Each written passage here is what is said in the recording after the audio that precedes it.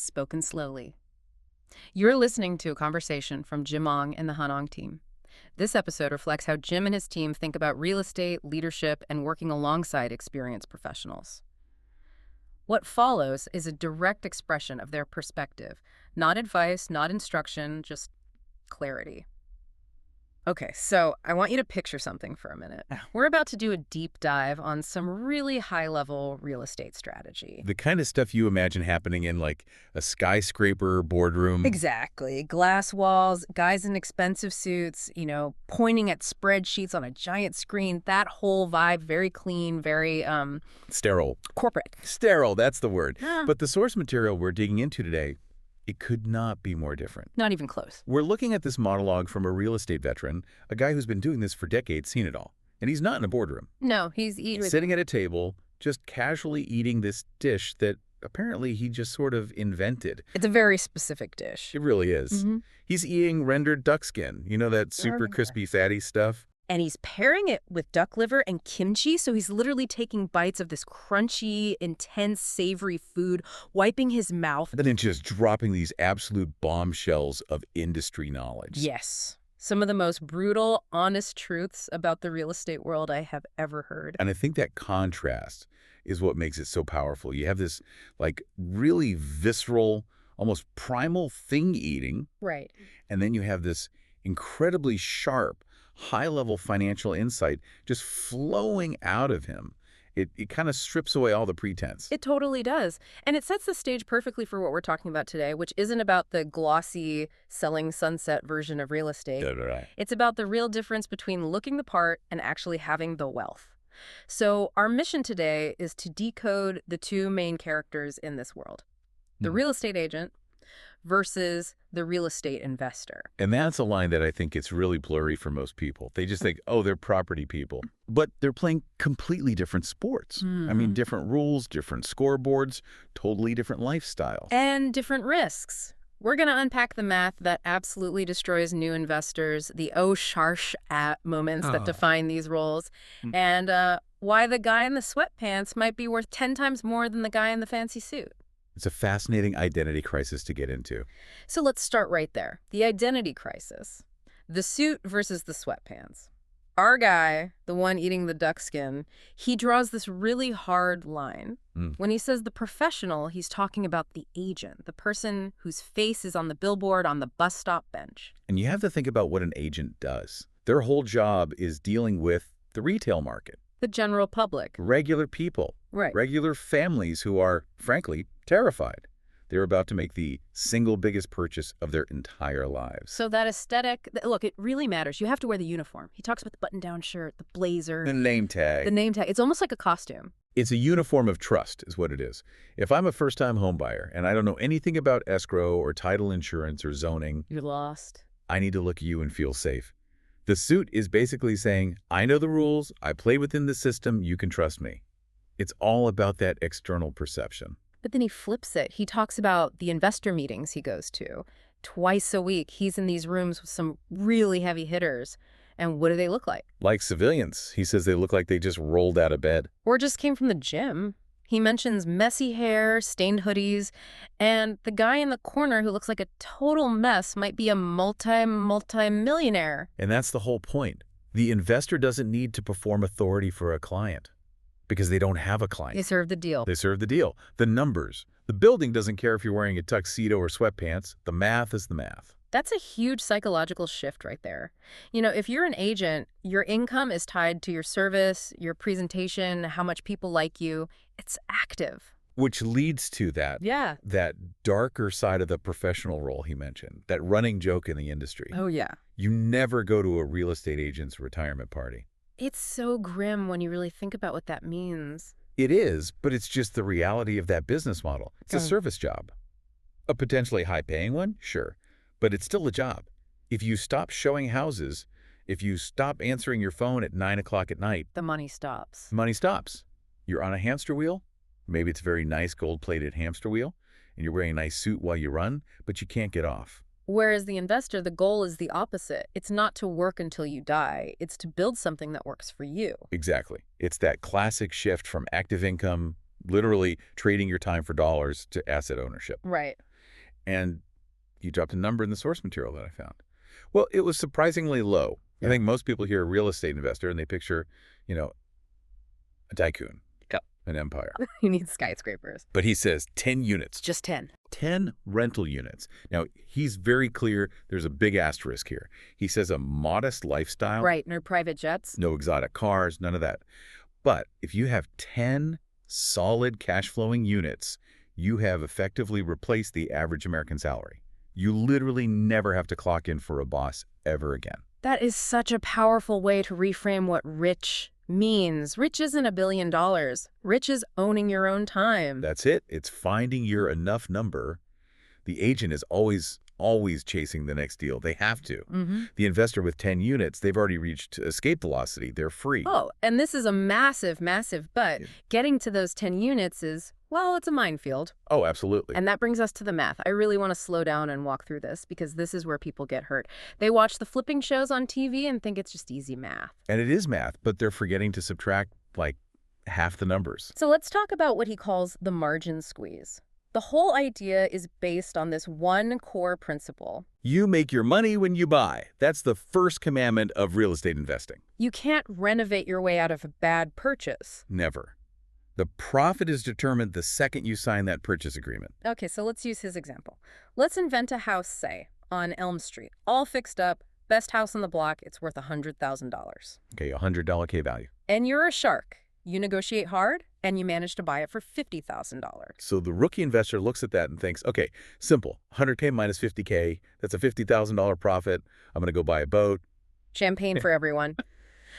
But then reality hits. Let's just start chipping away at that imaginary 50 grand. Where does it go first? Well, first you've got the costs just to buy the thing, your closing costs, title fees, maybe some loan fees if you got a mortgage. So poof, a few thousand is gone right there. Okay. But then comes the silent killer, the one nobody talks about, holding costs.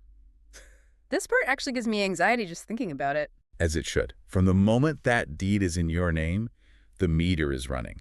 You have to pay for electricity for the contractor's tools. Right. You have to pay the water bill. You have to pay property taxes. You have to pay insurance. And by the way, insurance on a vacant construction site is way more expensive. So every single day there's a delay. Maybe it rains for a week. Maybe the plumber gets sick. Your profit is just bleeding out. It's literally dissolving. That puts this immense pressure on you to get it done fast. Then, of course, you've got the actual renovation. And he uses a pretty conservative number, like $5 grand for some paint and carpet, but let's be honest. It's never $5 grand. It's never $5 grand. So let's just say between closing costs, holding costs for a few months, and repairs, we've burned through another $15,000. Okay, so our 50K profit is now down to a 35K profit. Still feels pretty good. Still not bad, but you haven't sold it yet. Now you have to sell it. So unless you happen to be a licensed agent yourself, you're paying one. And the standard commission is what, 6%? 6%. And that's 6% of the final sales price, the $100,000. So that's $6 grand. Gone. Just like that. Yeah. Then you have your own closing costs on the selling side, another couple thousand. But here is the one, the absolute picker that nobody ever budgets for. The negotiation hit. The negotiation hit. You list the house for a perfect $100,000. A buyer comes in. They love it. But nobody wants to pay full price. They want to feel like they got a deal. Of course. So they offer you $95,000. And you're sitting there watching your holding costs tick up every day. You're stressed. You just want to be done with it. So you take the offer. You take it. Now, that $5,000 difference, where does that come from? It doesn't come out of the agent's commission or the taxes. It comes directly out of your pocket. 100%. It is a direct hit straight to your bottom line. So that $50,000 we started with, what is it now? $25,000. On a good day. If nothing else went wrong. And we still haven't paid the biggest partner of all. The government. Taxes. No, taxes. And this is a huge deal for flippers. If you buy and sell that house in under 1 year. Which is the whole point of a flip. Right. It's a short-term capital gain. Right. It gets taxed at your ordinary income rate. Right. It's treated just like your salary from a job, which is the highest tax rate there is. As opposed to holding it for a year and a day. Then it becomes a long-term capital gain, which is a much, much lower tax rate. But to get that better rate, you have to hold it for a whole year, which means... A whole year of holding costs. Exactly. It's this impossible trade-off. Yeah. Do I sell fast and pay a ton in taxes, Or do I hold on and just bleed money on insurance and utilities? Man, hearing all that, it makes so much sense why he talks about the OSH account. I love that name for it. It's Yeah. perfect. It's so visceral. It's basically your self-insurance fund, right? Yeah. But he makes this point about scale that I found kind of backwards at first. He says the risk is actually higher when you're small. It makes total sense when you break it down. Right. It's all about concentration of risk. Explain that. Okay, so let's say you're just starting. You have one rental house. Yeah. That's your entire business, your whole portfolio. Okay. One house. Now imagine the AC unit dies in the middle of August. That's an $8,000 repair. Easy. If that one house is your only source of rental income, that $8,000 might be your entire profit for the year. It can wipe you out. You just worked a whole year for nothing, or even lost money. But if you have, say, 100 units. If you have 100 units, you've got 100 rent checks coming in. If 3 AC units die in the same month, it's a pain, sure, but it's a line item in a spreadsheet. The other 97 units absorb the cost without breaking a sweat. The risk is diluted. It's spread so thin it barely registers. It becomes a predictable cost of doing business, not a catastrophe. So the infant mortality rate for new investors is so high because one single piece of bad luck can be a fatal blow. Exactly. You have no buffer. That Street account needs to be enormous when you're starting out. Cash is king. Speaking of things breaking, let's talk about the houses themselves, the actual renovation. Our guy, the one with the duck skin, he admits he used to be a total DIY addict. I feel like that's a phase every investor goes through, the I can do it better myself phase. Totally. He was tearing houses down to the studs, doing his own roofs, installing windows. And he says the motivation wasn't about saving money, it was about a lack of trust. Nobody will care about this project as much as I do. That's the thinking. Right. But he eventually realized how inefficient it was. He has this great line. He says, you don't learn how to do title work to close a deal, so why would you learn how to be a plumber to flip a house? And that's the leap you have to make. But to make it, you have to hire people. And that gets us into what was my favorite part of this whole thing, contractor psychology. The story of the two bids. This is so good. It applies to anyone who owns a home, not just big-time investors. So you need a wall moved, just a simple wall. Okay. Contractor A comes in, looks at it for 5 minutes and says, yeah, I can do that for $500. Wow. Great deal. Then contractor B comes in, taps the wall, looks in the attic, goes in the basement, and says, okay, that's going to be $8,000. And the normal person, me, definitely me, would immediately think contractor B is a crook. He's trying to rip me off. $8,000. Get out of my house. I'm going with Mr. 500. And that is the trap. You have to stop and ask yourself, why is the first bid $500? Is it because he's just a really efficient, nice guy? No. It's almost always fear. He's afraid he won't get the job if he bids what it really costs. He's desperate. He needs cash flow today, so he lowballs it just to get his foot in the door. The phrase he used that gave me chills was, he's going to practice on your house. It's terrifying. Yeah. Because what happens next is predictable. He starts the job, he opens up the wall, and he immediately realizes he's in way over his head. He can't possibly finish it for $500. So what does he do? He vanishes? He takes your deposit, and you never hear from him again. Or he starts hitting you with a dozen change orders for every little thing, and the price ends up being $10,000 anyway. Okay, so then why is the other guy $8,000? Because of what he calls the wall analogy. To you, a novice, a wall is just drywall and some 2x4s. Right, it's a static object. To a pro, a wall is a living, breathing system. A biological system. That's a weird way to put it. Think about it, though. It has veins and arteries. That's your electrical wiring and your plumbing pipes. It has a respiratory system, your HVAC, ducts and vents. It has a skeleton. Is it a load-bearing wall holding up the second floor? Wow, okay, I see it now. So the pro, the $8,000 guy, he looks at that wall and he knows, okay, based on where the upstairs bathroom is, there is almost certainly a massive plumbing vent stack inside that wall. He knows he has to cut it, reroute it through the attic, and tie it back in. He isn't pricing the cost to move drywall. He's pricing the cost of the complex surgery he knows is required. So the $8,000 bid is actually the price of reality. And the $500 bid is the price of hope. And in construction, hope is the most expensive thing you can buy. But even after you find that pro, the relationship is delicate.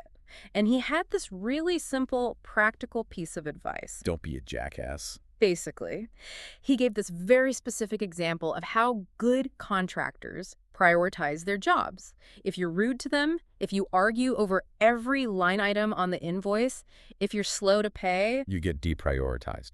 which is a very polite corporate term, what does that actually look like on the ground? It looks like your job site is empty for a week. Hmm.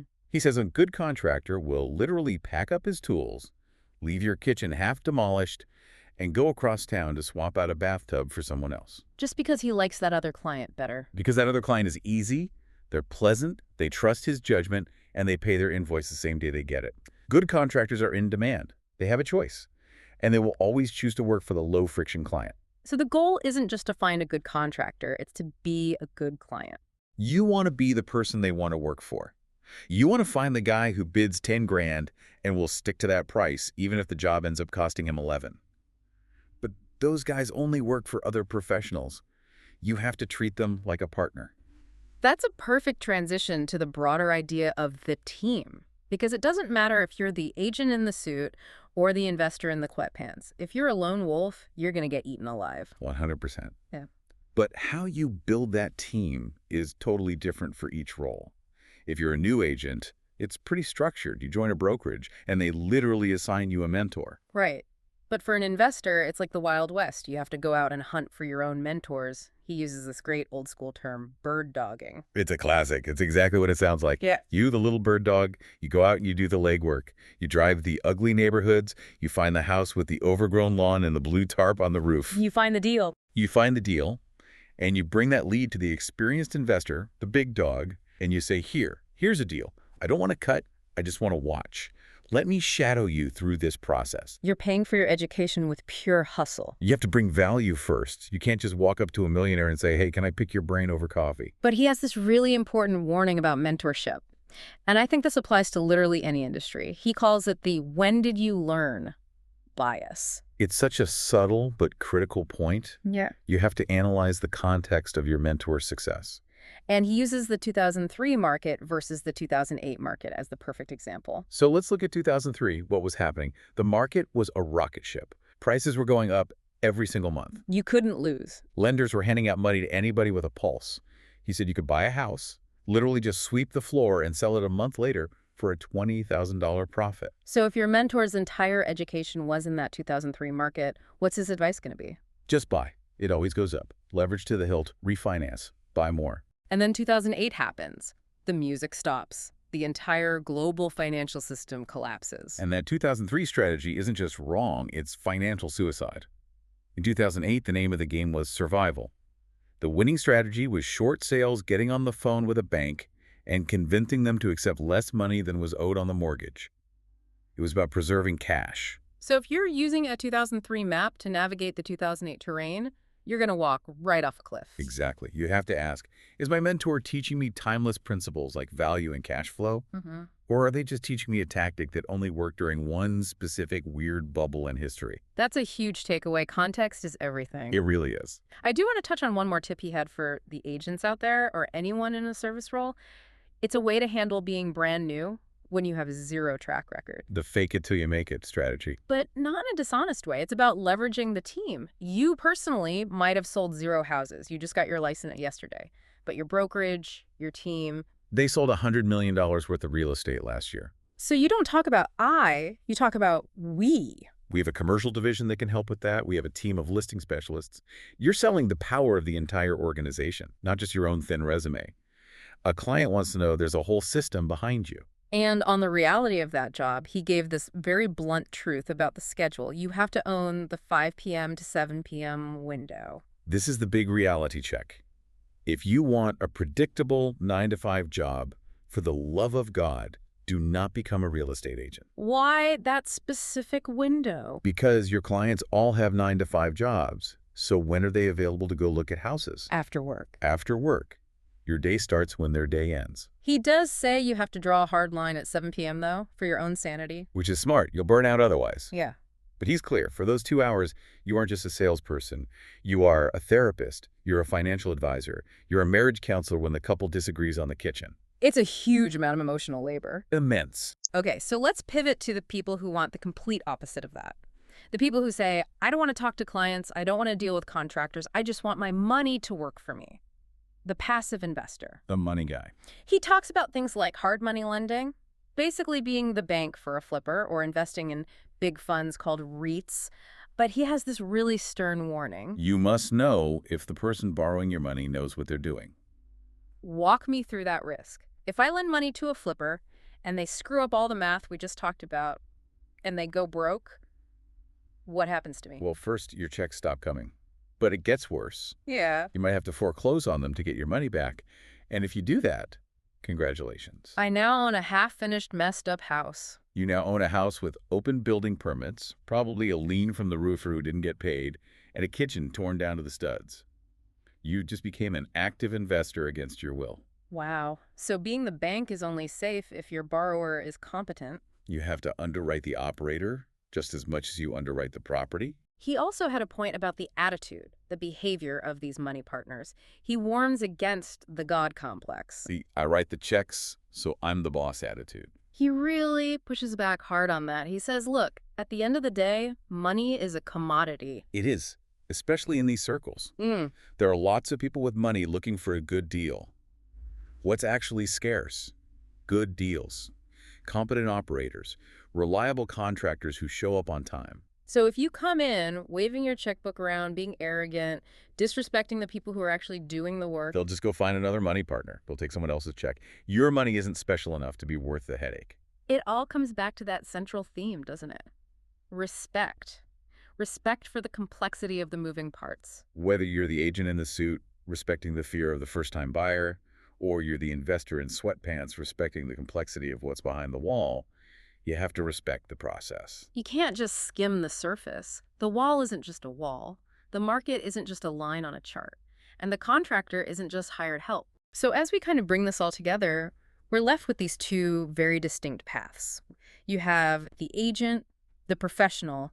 They're the face. They're on the front lines, navigating the very human, emotional side of things. It's a job. And then you have the investor, the chameleon, the one who can blend in. They're focused on the hidden numbers, on the systems, on building an asset. They're playing a much longer, much quieter game. One is a career, the other is a form of lifestyle design. And I think the challenge he's really putting out there is you have to be brutally honest about which game you're actually playing.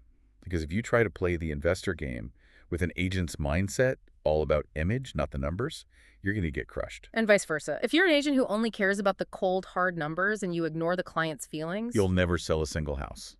You have to know your role. it's like his comment about the realtor being part therapist. The Yeah. investor is more like a forensic accountant. A forensic accountant with a sledgehammer. Yeah. Who hopefully has a great team so they don't have to swing it themselves anymore. That's the goal. I want to leave everyone with one last thought to chew on. You know, maybe while you're trying out your own duck skin and kimchi concoction. If you're feeling adventurous, We talked a lot about that OSHA account, Yeah. that financial buffer, that survival fund for an investor. right, the cushion against disaster. But think about that in your own life, your own career, whatever it is you do. It doesn't have to be real estate. Do you have an OSHA account? And I don't just mean a savings account. You mean skills, relationships. Exactly. Do you have the network? Do you have the backup skills? Do you have that team that lets you absorb a hit if your industry has its own 2008 moment? Are you diversified? Or is your entire identity and income tied up in one single thing? Are you operating like that seasoned investor with 100 units who can take a punch? Or are you operating like that new contractor who bids $500 just hoping that nothing behind the wall is broken? Are you pricing in the risk, or are you just running on hope? That's the question. Yep. Spoken slowly. This conversation was shared by Jim Ong and the Hanong team. If the perspective resonated, it's because it reflects how they approach real estate and collaboration every day. No pitch, no pressure, just alignment.